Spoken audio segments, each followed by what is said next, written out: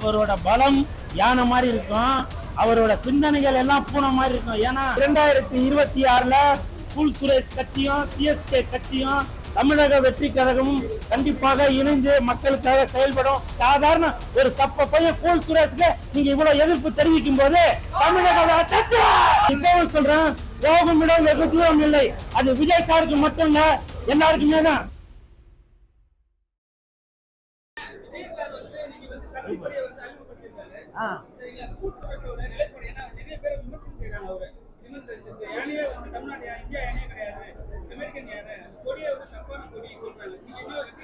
Sir, யானையா இருந்தாலும் சரி, பூனையா இருந்தாலும் சரி, நீங்க இங்க இருக்கும் போதும் தமிழ்நாட்டுல இருந்து பார்க்கும் போதும் அதுக்கு பேர் யானைன்னு தான் சொல்லுவாங்க.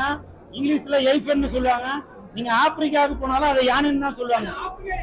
இல்ல அதுதான் இல்ல பிரதர், அதான் நான் சொல்ல வரேன். நானு அது எப்படி இருந்தாலும் யானைன்றது யானை தான். நம்ம ஓட்டு போற இடத்துல யானை சிகப்பா இருக்கா, யானை கருப்பா இருக்கா, யானை வெள்ளையா இருக்கான்னு பார்க்க மாட்டோம். புரியுதுங்களா? அந்த இடத்துல யானை இருக்குதா, ஒரே குத்திட்டு வந்துட்டு இருக்க போறோம். கொலை பண்றதுக்கு இல்ல, யானை சின்னத்துல எல்லாரும் ஓட்டு போடுங்க அப்படின்ற ஒரு விஷயத்த இப்ப யானை இப்ப இது என்னுடைய சின்னம் அப்படின்றத இப்ப இந்த கொடி மூலமா வெளியில கொண்டு வராரு. ஒண்ணு இல்லைங்க, யானையை விடுங்க. இப்ப சப்போஸ் ஒரு பாம்பு சின்ன வச்சு அவர் வச்சிருந்தாக்க என்ன பண்ணுவாங்க, அதற்கு ஒரு எதிர்ப்பு தெரிவிப்பாங்க. உண்மையா இல்லையா? ஒரு மயில் வச்சிருந்தாக்க மயிலுக்கு ஒரு எதிர்ப்பு தெரிவிப்பாங்க.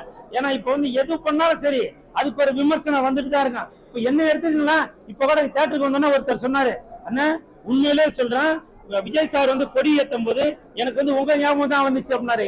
என் ஞாபகம் எதுக்கே அப்படின்னா, உங்களோட சிஎஸ்கே கட்சி கூல் சுரேஷ் கட்சியும் தமிழக வெற்றி கழகமும் ஒன்னா இணைய போறதா நீங்க ஏற்கனவே பல பேட்டியில சொல்லிட்டு இருந்தீங்க. அது நான் பார்த்தேன் அப்படின்னு. சார், யாருக்கு மக்களுக்கு எல்லாம் நன்மை செய்யணும்னு நினைக்கிறோமோ அந்த கட்சியில எல்லாம் கண்டிப்பாக கூல் சுரேஷ் கட்சி சிஎஸ்கே கட்சி கூட்டணியில இருக்கான். புரியுங்களா? அதுல எந்த ஒரு மாற்று கருத்து மேல இப்பவும் சொல்றேன், என்னோட சின்ன என்ன தெரியுமா, கழுகு அப்படின்னு நினைக்காதீங்க. கழுகுதான் என்னோட சின்னம்.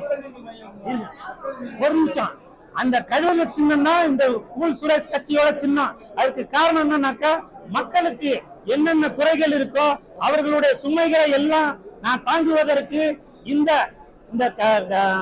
கழுதை சின்னத்துலதான் நான் போட்டி போட போறது.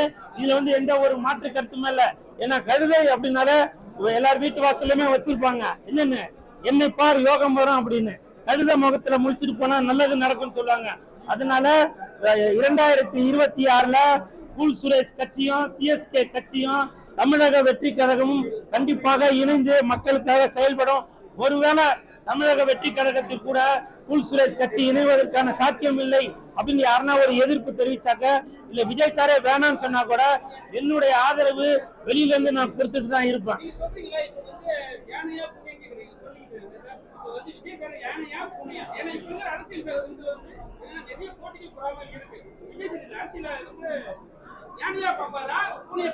அவரோட பலம் யானை மாதிரி இருக்கும், அவரோட சிந்தனைகள் எல்லாம் பூனை மாதிரி இருக்கும். ஏன்னா சில இடத்துல பூனை மாதிரி போய் வேலை பார்த்தாதான் வேலை நடக்கும், சில இடத்துல யானை மாதிரி பலமா இருந்தாதான் அந்த வேலை நடக்கும்.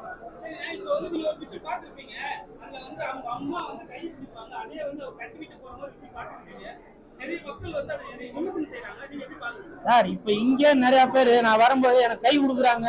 சில பேர் அவங்க கை நீட்டும் போது நான் மறந்து பக்கத்துல இருக்க ஆளை பாத்துறேன். அந்த கூட்டத்துல ஒரு டென்ஷன்ல மறந்துடுறான். இன்னைக்கு 9:15 மணிக்கு கொடியேற்ற ஒரு நிகழ்ச்சிக்காக விஜய் சார் வந்திருக்காரு. அவங்க அப்பா அவங்க அம்மா எல்லாமே வந்திருக்காங்க. வந்தது அவங்களுக்கு தெரியும். மேடையில விஜய் சார் அவங்க அம்மாவும் அவங்க அப்பாவும் இந்த நிகழ்ச்சிக்கு வந்ததுல ரொம்ப சந்தோஷம் அப்படின்னு சொல்லி மேடையில வாழ்த்து தெரிவித்து நன்றியும் வேற தெரிவிக்கிறாரு. அவங்க வெளியில வரும்போது பத்திரிகையாளர் ஆளுநருக்கு ஒரு பக்கம் கூப்பிடுறாங்க, சார் இங்க போட்டோ கொடுங்க, இங்க போட்டோ கொடுங்க. அந்த ஒரு டென்ஷன் எல்லாம் மறந்துருப்பாங்க. என்னைக்கா இருந்தாலும் தாய் தான் மகன் தான், அதுல எந்த மாற்று கருத்து இருக்க போது ஒரு ஞாபகம் மாதிரிலாம் மறந்துருப்பாங்க. இதெல்லாம் ஒரு விமர்சனம் செய்ய வேண்டியதே இல்ல.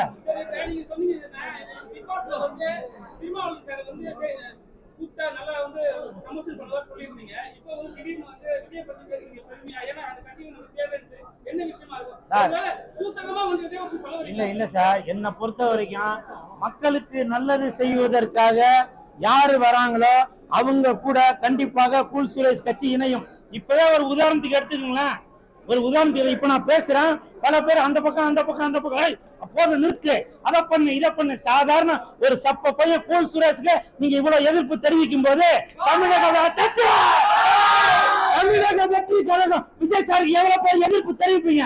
சாதாரணமானவன் நானு, சாதாரணமான எனக்கு இன்னைக்கு வந்து போகும் இடம் வெகு தூரம் இல்லை அந்த படத்துக்கு நான் படம் பார்த்து ஒரு விமர்சனம் கொடுக்க வந்திருக்கும் போது விஜய் சாரை பத்தி நீங்க கேள்வி கேட்கறீங்க.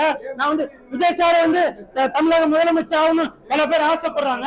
நான் அதை பத்தி பேச வரும்போது பல பேர் வந்து பல விதத்துல இருந்து எதிர்ப்பு தெரிவிக்கிறீங்க. ஒரு மனிதனுக்கும் ஒரு கருத்து இருக்கு, புரியுதுங்களா? இப்பவும் சொல்றேன், போகும் இடம் வெகு தூரம் இல்லை. அது விஜய் சாருக்கு மட்டும் இல்ல, எல்லாருக்குமே தான். படத்தை வந்து பாருங்க, என்ஜாய் பண்ணுங்க. போகும் இடம் வெகு தூரம் இல்லை.